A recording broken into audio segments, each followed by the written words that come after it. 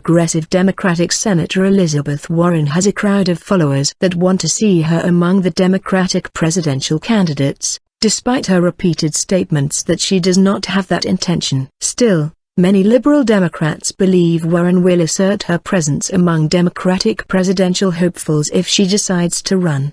The latest drop in front-running Democratic candidate Hillary Clinton's favorability ratings in national polls and doubts on the electability of self-declared socialist Bernie Sanders has led the Democratic caucus to worry about its prospects in the 2016 U.S. presidential elections. As Bernie Sanders closed the gap between Hillary Clinton and himself in polls, other Democratic politicians also started to consider joining the race for Democratic nomination. U.S. Vice President Joe Biden, who is considered to become one of the strongest candidates if he were to run, seems to be weighing his options. Biden on Saturday privately met with Senator Elizabeth Warren, DMA, in his residence at the Naval Observatory. Biden's agenda on this meeting is unknown. However, this move might be considered as a strong indicator that Biden or Warren might be joining the candidates for the 2016 presidential elections. Several liberal strategists argue that if Warren decides to run for president,